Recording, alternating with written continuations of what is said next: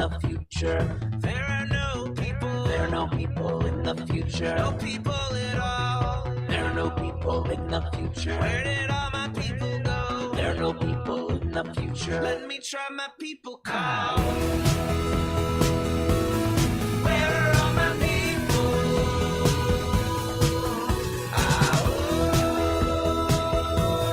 Where are all my people? I guess I'll fly away now. Hello, everybody. And where are my people indeed? Yes, I have been kind of gone from the airways for a short period of time. But today, it's Wednesday, June 15th, 2022. And this is a Wednesday show, but it's not the Wednesday show. So what the hell is going on? We're going to get to the bottom of that today. Thank you, Chuck. Thank you, Chuck. It is great to be back. Thank you for the welcome back. Welcome to Raging Chickens, Out to Coop Live, or is it the Wednesday show, kind of summer show? What is going on? This is Kevin Mahoney, creator and founder of Raging Chicken.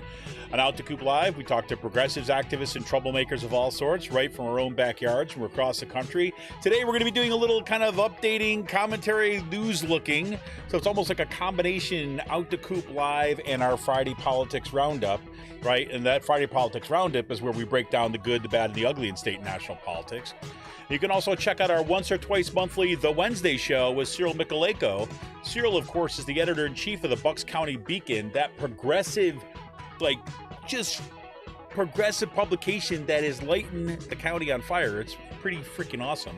And he joins me to drill down into Bucks County, Pennsylvania, and international politics. You can get all our shows by subscribing to our podcast on Podbean, iTunes, Spotify, wherever you get your podcasts. You're going to find us there. Check us out on Apple Podcasts. And if you do, please leave us that 5-star review, like the shows, make sure you're subscribed to it. That helps other people find the show. You can help support this show by becoming a patron for as little as $5 a month. Head on over to patreon.com/rcpress. Become a patron at the $5, $10, $25 month. It's all good. And you can also help out our show by heading on over to our YouTube channel if you're not there already. Smash that subscribe button, like the stream for the show, and hit that notification bell so you know every time that we go live. You can join our Discord server. Info on that is in today's show notes. And for more PA Progressive Talk, tune into the Rick Smith Show's live stream at 9 p.m. Eastern, his YouTube channel, Twitter, Facebook, wherever you get your streams. Head on over to thericksmithshow.com for the latest across all those platforms. Now, you got to check out the Sisters of the Night Caucus podcast if you haven't already. The amazing PA women stirring the political cauldron behind the podcast. Rock the house. And they know where the bodies are buried. Make sure to follow them on Twitter at The Night Caucus. It's at The Night Caucus on Twitter. Subscribe to their podcast on Anchor, Spotify, iTunes, wherever you get your podcast. And for all you gamers out there, the Game Inn is a Quakertown-based black family-owned gaming store. They're friends of the show. They've got everything from retro N64s, the latest consoles. Video games are all platforms, collectibles, action figures, Funko Pops. And follow them on Twitter at The Game Inn. That's at The Game Inn on Twitter. If you got a question about a game, looking for something that's hard to get, shoot them a message or drop them an email at thegameinpa@gmail.com. Special shout out, as always, goes to Jonathan Mann, who wrote our intro song, There Are No People in the Future. Check out all his great stuff on his YouTube page and follow him on Twitter at Song of Dayman. That's at Song of Dayman on Twitter. And for all you folks who just do not want to let Paul Martino and his friends buy our schools and push extremist politics in our community, well, Raging Chicken is teamed up with Raging Chicken is teamed up with Level Field to launch a truly community-rooted PAC to invest in organizing, support local and statewide progressive candidates, and unmask the toxic organizations injecting our communities with right-wing extremism.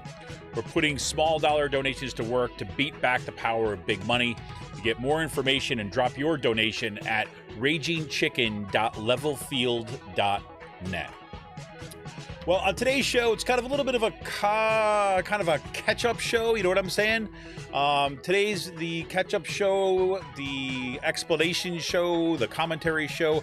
Love to hear what's happening in your neck of the woods. Little update on what's happening here at Raging Chicken and in some of the news that has been just exploding the past couple weeks. So welcome, everybody.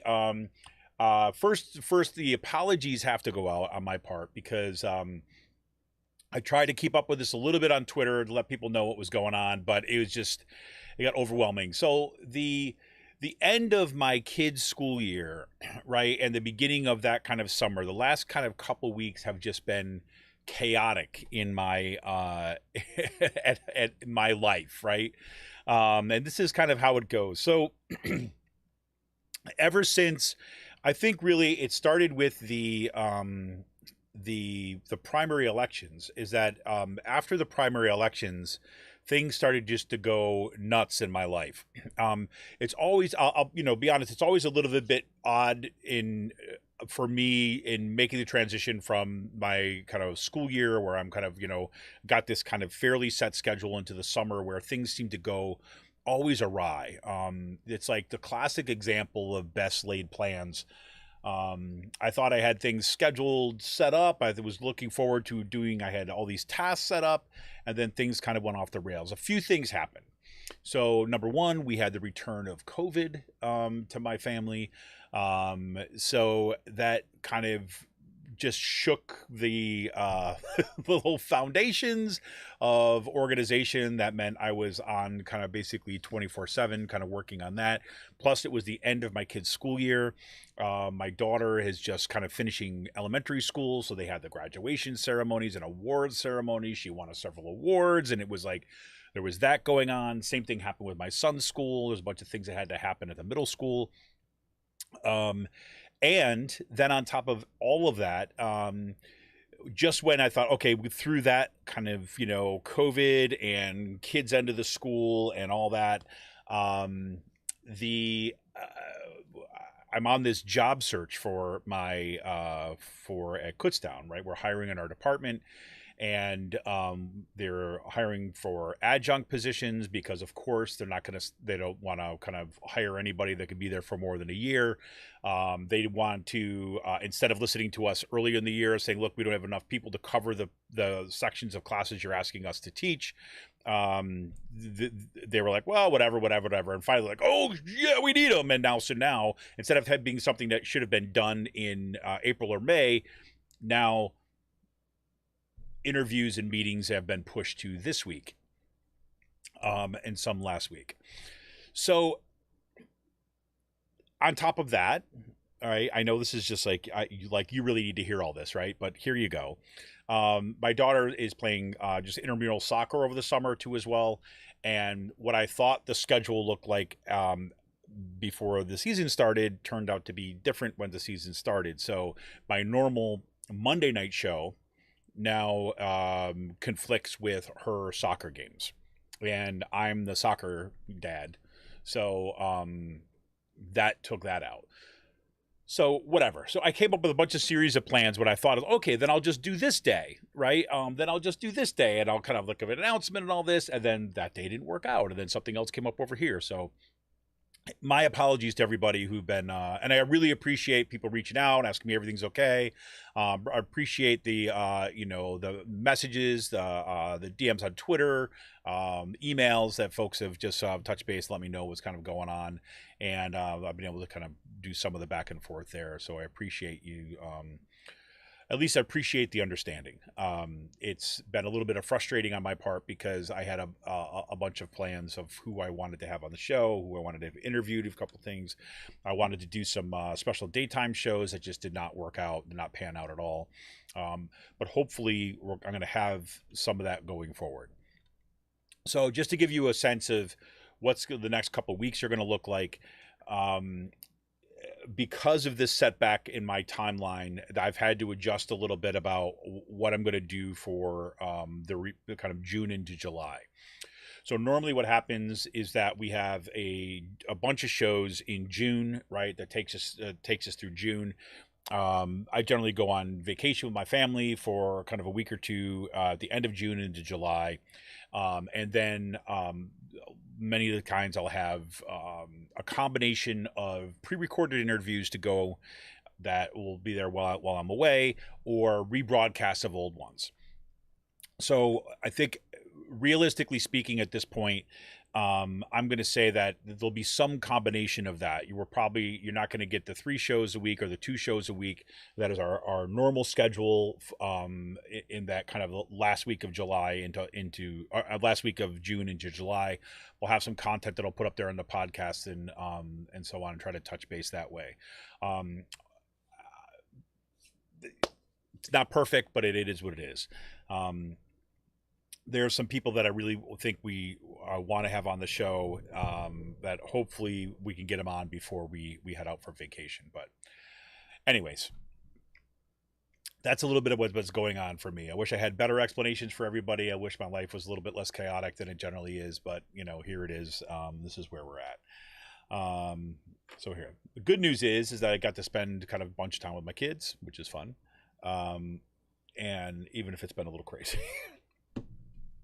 So how are you all doing? I hope you're all doing okay.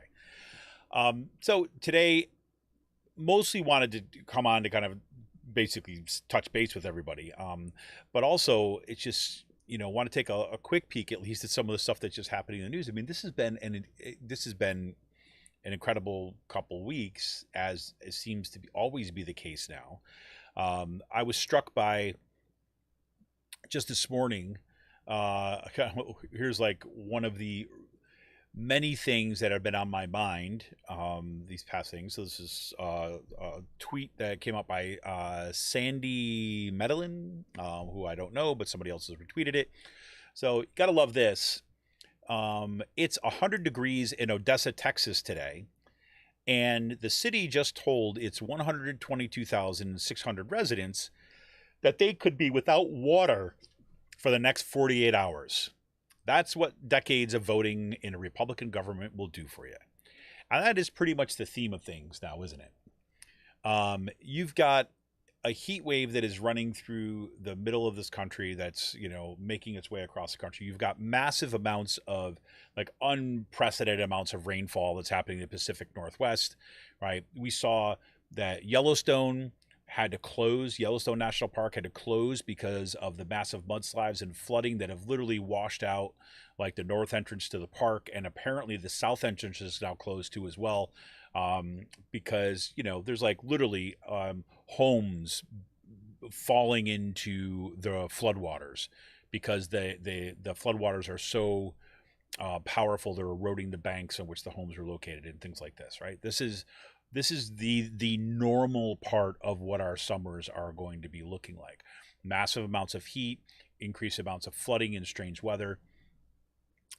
Here in the Northeast, here in Pennsylvania, we haven't had absolute insane weather quite yet. Right now, it's just been a little strange. It's been a little cooler than it's been normally for the past few years. But all bets are off, right? It's like the kind of thing where you don't know what to wake up and you look at the weather forecast and what's it actually going to look like. Just all the strange stuff happening on. And this is the reason why I wanted to lead with that, is because we're seeing these kind of everyday mundane reports that are directly related to the climate crisis. And that's happening at a time when nobody in our government is even really talking about it, right? And I get it, right? I mean, there's all sorts of crises, there's all sorts of things going on. There's a lot of stuff that's competing for our attention. But the climate crisis is just not going to go away, and we're seeing record increases in I should say record increases, but continued increases, I should say, in fossil fuel use and emissions, which is only going to exacerbate things. We were given 10 years left, whatever, like 4 years ago almost now. 4 years ago now. So that's down to 6 years to kind of, stop burning fossil fuels. And it does not look like to me at this point it's going to happen. And I don't want to ever become cynical about things, but I don't think it is cynical to say that there does not appear to be a will in the US government, or for that matter, any governing bodies across the world, to do what is necessary to combat climate change. It looks like we are on the trajectory to wait until such a horrific crisis happens before some people are going to react. And I'm brought to Kim Stanley Robinson, his most recent book. Why am I forgetting the name of it? Let me look it up here real quick. And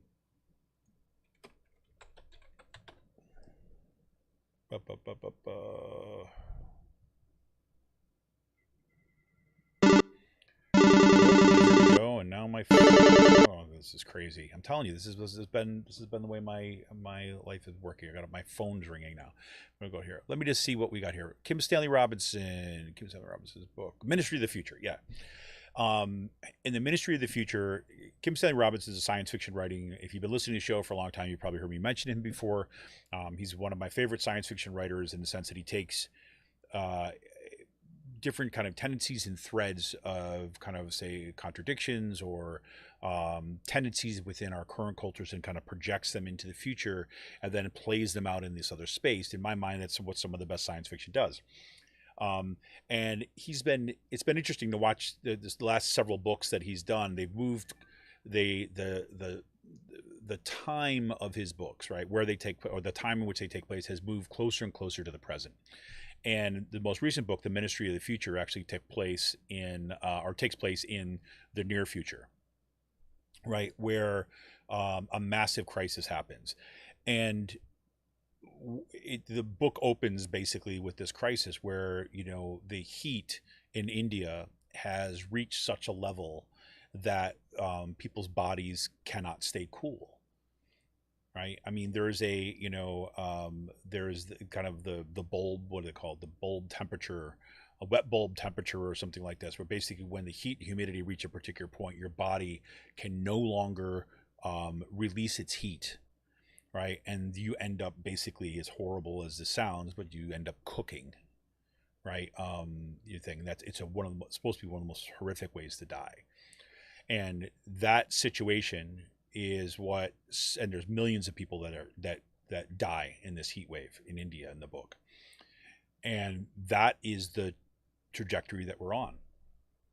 And it was not until that took place and a series of other crises, some that were created, that were provoked, other ones that were a consequence of the climate itself, that people chose to act. I really recommend people reading that book because I think it's a very sober look at the kind of specific things that would need to happen in order to get us to a climate stable future. It's also as horrific as it is lots of people die in this book. As a result of climate, and the future is not rosy by any stretch of the imagination, but it is, at least in my reading of it, a pretty hopeful book, because it shows, and the writing in that book, and yes, I get it, it's fiction, but it lays out that, look, addressing these things is really this matter of will. It's a matter of will. It's the matter of doing, and we have the tools to accomplish these things.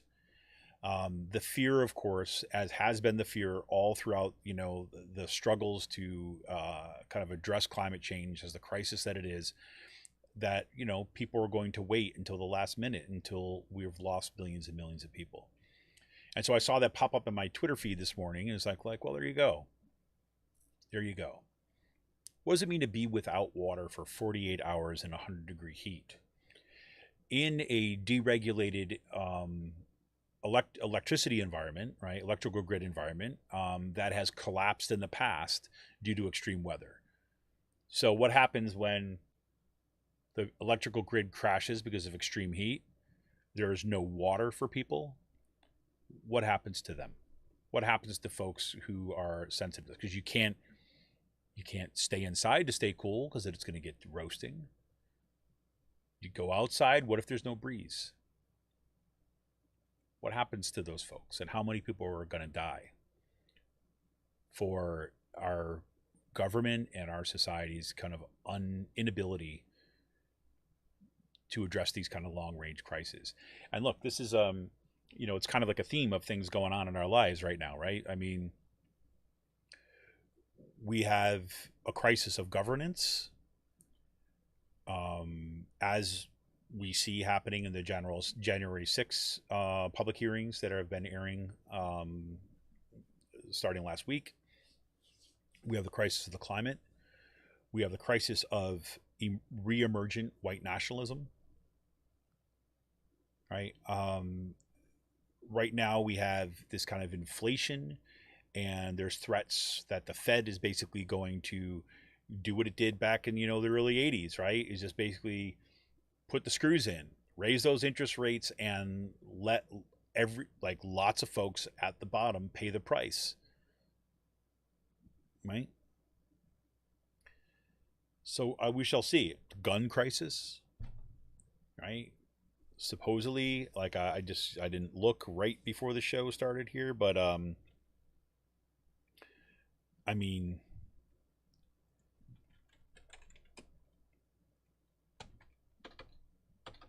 let's see what it says.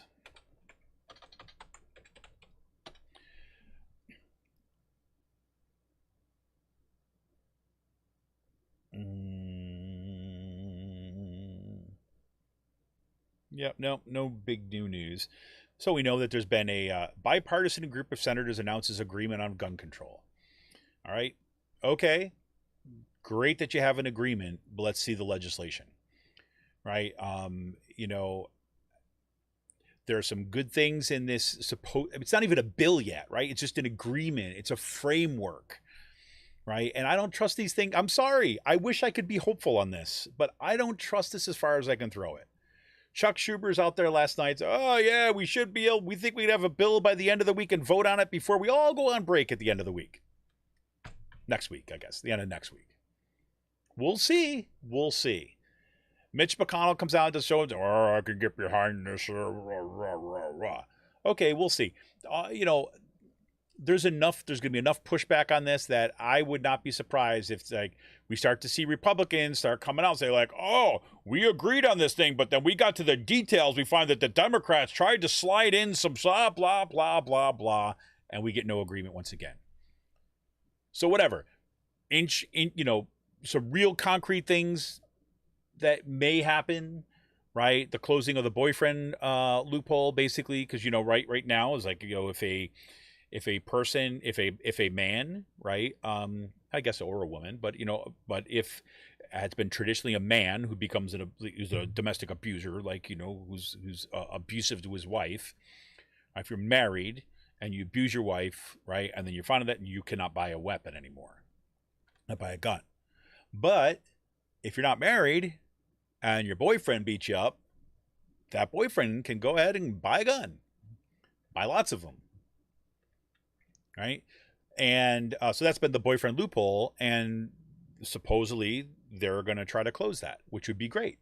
That's a really concrete thing, right? I mean, that's important. Also, they're basically going to eliminate the crackdown on straw purchasing. Right. So in other words, being able to someone say, OK, I can't buy a gun because I'm not allowed to, but I'm going to go and have this other person go in and buy a gun. Right.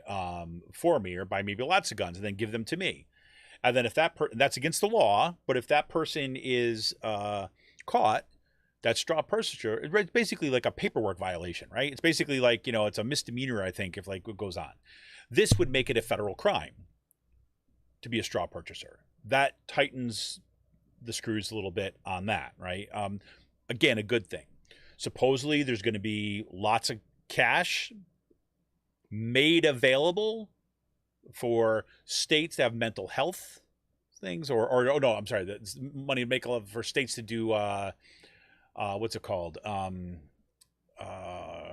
was going to say code red laws, but that's not it. But basically red flag laws, right? Basically saying, implement these strategies. Not a mandate, right? But states can if they want to, which means red states won't and blue states will, right? But okay, I'll accept that. And there's supposed to be a bunch of money for mental health. What that is actually going to translate into, supposedly the Republicans really want that. What that's actually going to mean, we don't know. The devils are going to be in the details once again. So I'm holding out hope, right? But I'm also a realist on this one. So we've got all those crises, right? Crisis of climate, crisis of governance, crisis of the rising white nationalism, crisis of guns, crisis of, every other thing, the economy. There's a lot going on.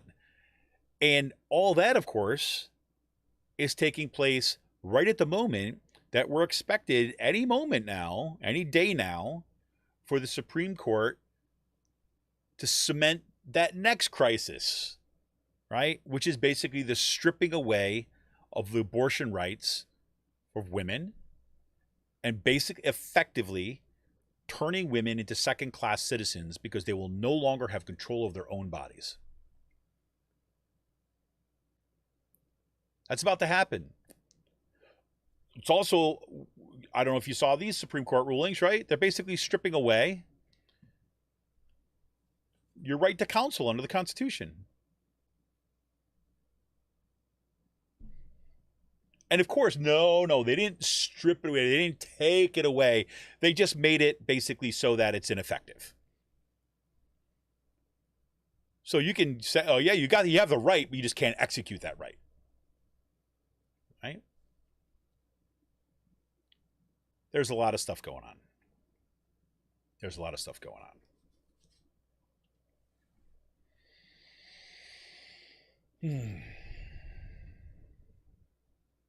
So what do we do? That's the big question. I did want to take a little bit of a deeper dive in a couple things that came with that. One, I want to give a huge shout out to everybody over at the Bucks County Beacon, right? And to Cyril for leading the charge on this and the whole staff of the Bucks County Beacon. It really is turning into the go-to place. And if you have not already checked out Mindy Iser's new article, she is a new writer that she is going to be writing for the Beacon. She's got a new piece, basically said the future of public education in Pennsylvania rests on the governor's race. It's a spectacular article. I followed her work for a while, right? Followed her on Twitter for a while because she's a great activist out of Philly, fantastic writer. She's done great reporting, labor reporting, and around a bunch of other issues. She is somebody I hope that we can be able to get on the show. This is someone I hope to see if we can, at the very least, have a pre-record that we can air at our regular time. Or even do it, hopefully, ideally, kind of do it live. We'll be able to have folks kind of chime in and ask questions. I hope to have her on the show because her stuff is great. So I want to give you a flavor. I'm not going to read the entire article, one, in part because it's a substantial piece of writing. Number two, because I want you to get over there and read it, and I want you to kind of like the article, and I want you to give feedback to Mindy Iser and to Cyril about the awesome work that you're doing. So this is the lead up, and this is why we need more voices like this. This is the lead to her article. Pennsylvania is gearing up for its most consequential political battle yet. Republican Doug Mastriano, who is a Christian nationalist, likely QAnon supporter, and who bussed people to Washington, D.C. for the January 6th rally turned insurrection, will face Democrat Josh Shapiro in November's gubernatorial election. After many years of deep political polarization, thanks in part to former President Donald Trump and the COVID-19 pandemic, no issue will be off the table when these two go head-to-head. But right now, few political questions hold as much weight as ones related to public education, which are not just about schooling in of itself, but also about how taxpayer dollars are spent or how schools are funded or defunded, as well as ideological questions around race, gender, sexuality, and of course, children and their safety. The future of public education in Pennsylvania rests on the governor's race. And in Bucks County, we've already seen a taste of what's to come, with scuffles around diversity programs, pronouns, and LGBTQ pride flags, school closures and mask mandates. And these are not just small fights happening in individual school districts or even spontaneous concerns brought up by random parents. Rich donors, such as Jeffrey Yass, have thrown millions of dollars into electing candidates who support, quote, school choice, or hundreds of thousands of dollars into flipping seats on school boards. And with national groups like Moms for Liberty setting the political agenda, Bucks County parents are able to plug right in to get to work. Sylvie Haldapour, a Central Bucks parent, told the Bucks County Beacon, quote, "It's very clear there's an agenda," right? Mastriano has been public about his opposition to critical race theory and trans children playing on gender-affirming sports teams, along with mask mandates and any COVID-19 school closures. He's also a proponent of school choice and wants to reevaluate how the state funds public education.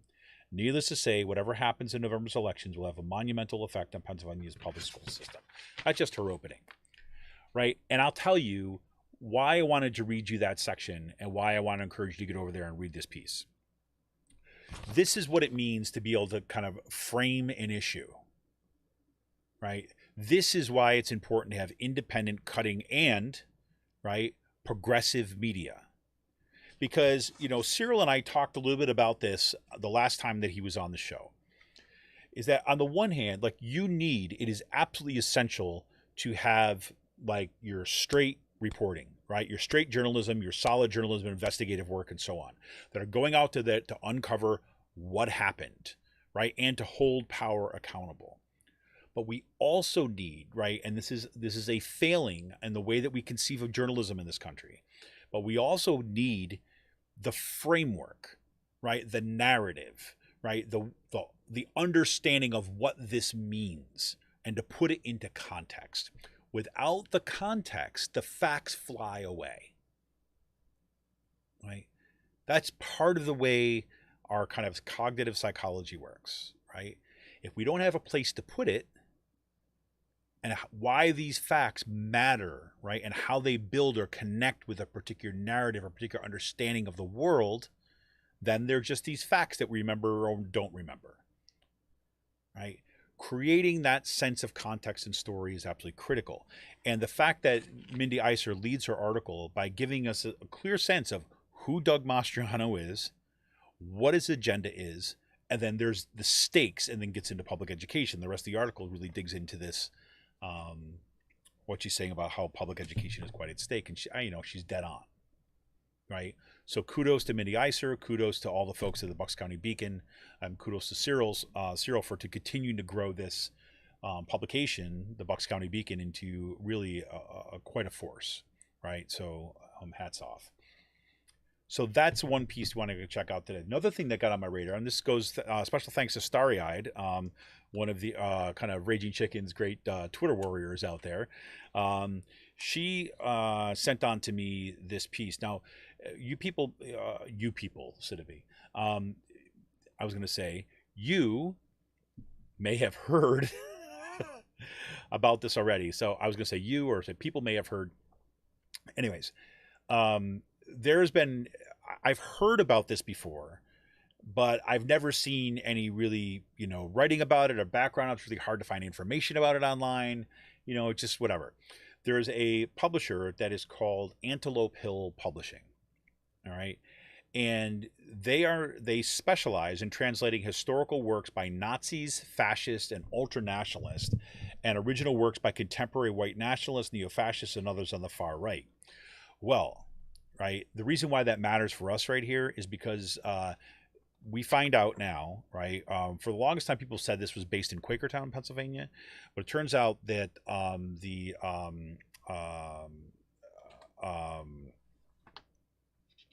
Hate Watch, right, or what is it? The Southern Poverty Law Center. I'm sorry, I'm just drawing a blank there for a second. Southern Poverty Law Center is their Hate Watch thing. Put out a publication on this, basically exposing where these folks are, right, and what they're all about. And it turns out they're based in Green Lane, Pennsylvania, which is like literally a stone's throw from here in Bucks County, right? It is right down the road, and what they basically document is what kind of Antelope Hill has done. And it also goes to kind of reinforcing the reason why that Bucks County, right, and the surrounding counties, Berks County and things like this, are seem to be such in one of the hot points in this kind of resurgence of militia groups, of white nationalism, and so on. So let me read a little bit of this, the beginning of this for you too. I'll put the links in today's show notes too as well.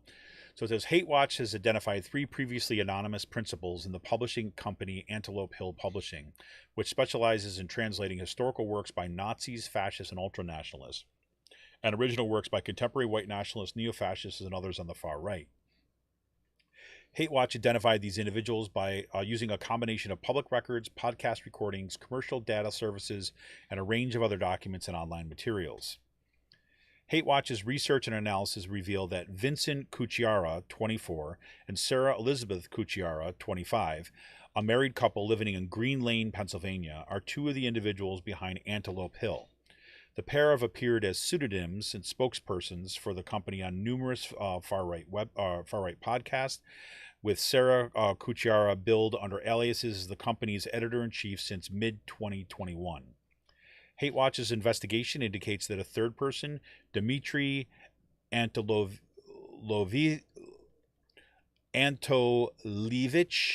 Lotzik, 25, has played a public role in the company's operations. Lotzik appears to have first relocated to Pennsylvania's Lehigh Valley in 2021, and in late April, he bought a house near Harleysville, Pennsylvania, with Vincent Cucciara assisting as the buyer's agent.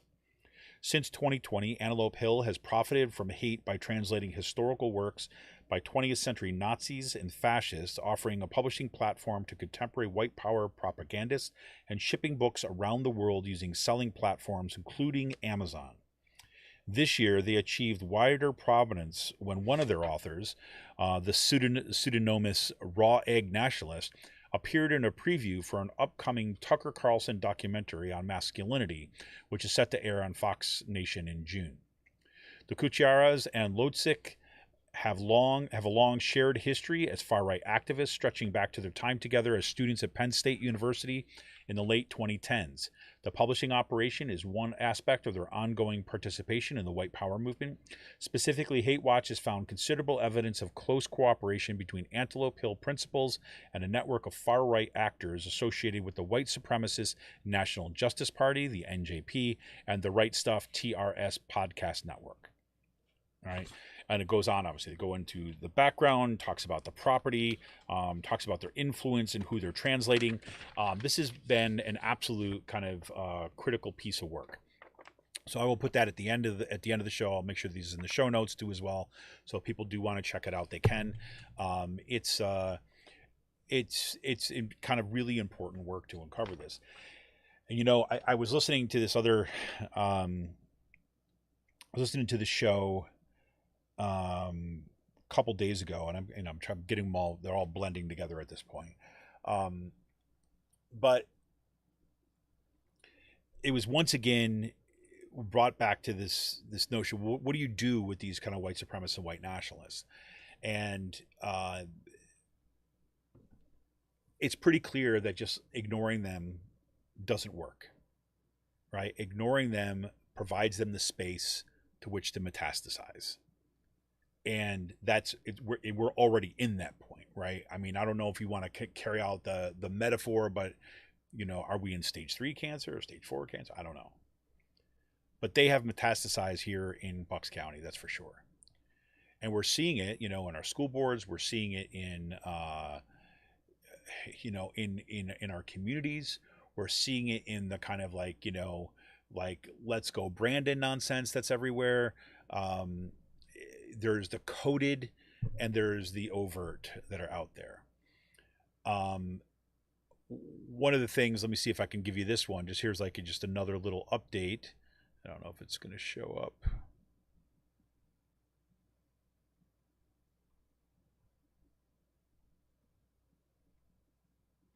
Yeah, so there was a Penridge school board meeting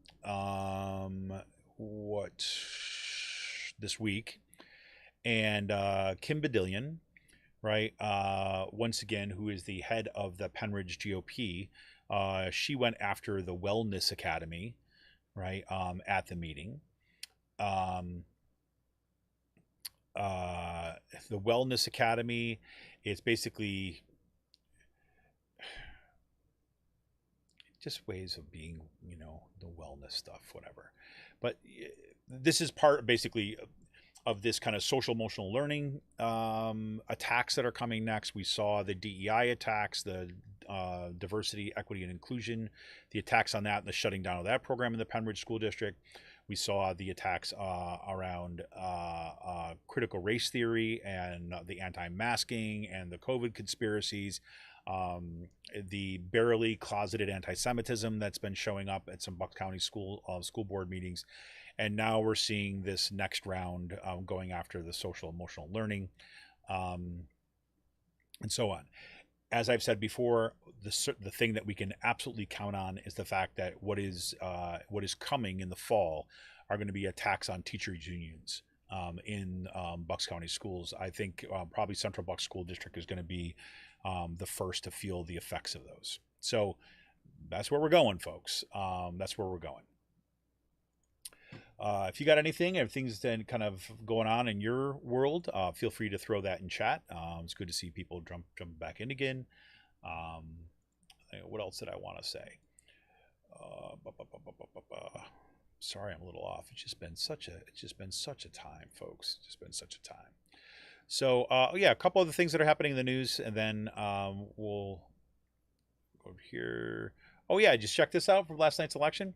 So Jim Marchant, who was, he got the big, he's basically running for Secretary of State in Nevada, and he got the Trump nod. He's the proponent of the big lie. He's one who's like all big conspiracy dude. Well, looks like he had just won the well, at least CNN is projecting that he wins the GOP primary for Nevada Secretary of State. So therefore, if assuming that he goes on to win that as the statewide election, that means that you'll have an election subverter with their hands on the machinery of the elections in Nevada. Yeah, that's just a little tidbit from today. Washington Post reports, this gets me back to where I was saying here, they've got a great article from the Capitol Weather Gang, but extreme weather is tormenting virtually every U.S. Region, and it's far from over. And they basically said, here it is, nearly every corner of the lower 48 is dealing with some sort of wild weather, with fires, floods, tornadoes, and punishing heat wave, all wreaking havoc. A staggering 120 million Americans are covered by alerts for extreme heat on Tuesday. It's from yesterday. While 500,000 customers in the Great Lakes and Ohio Valley remain in the dark after violent thunderstorms knocked out power Monday night.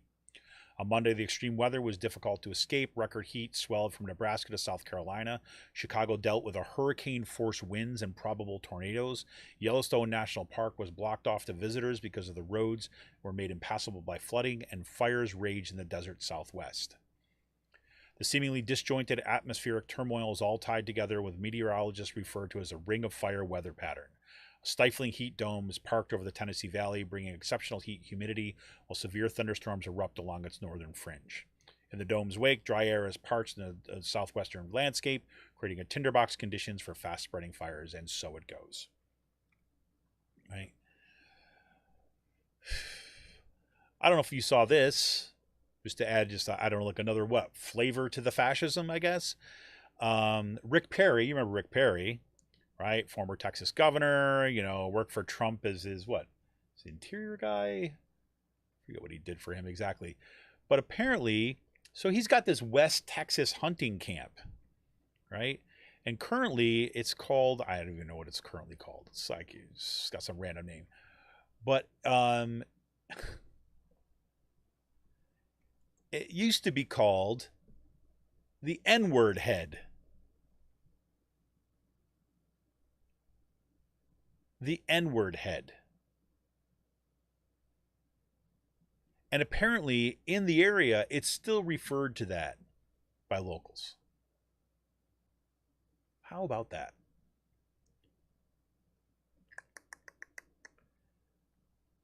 Great story there.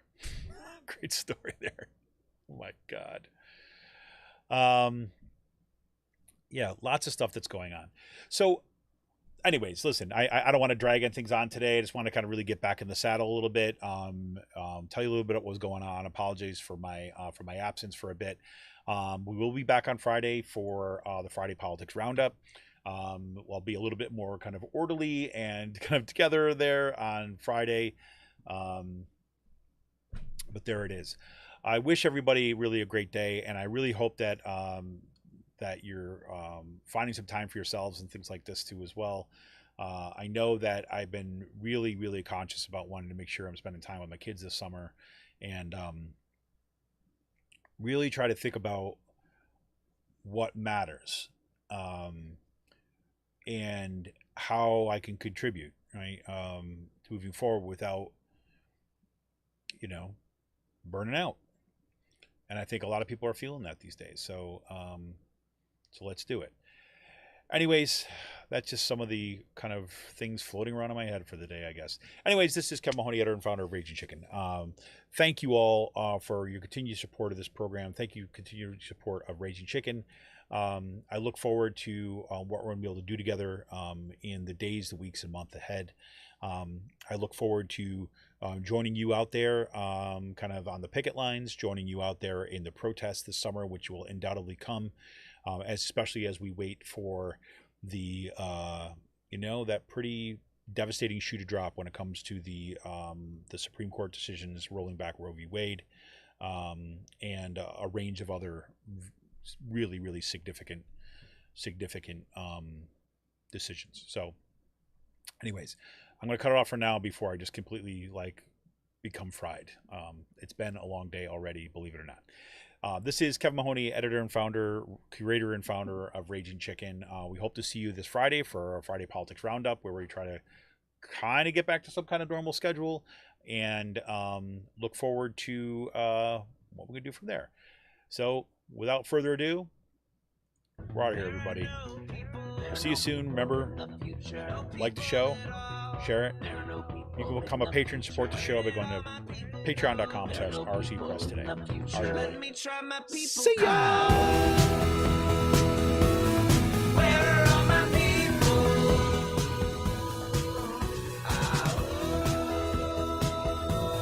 Where are all my people? I guess I'll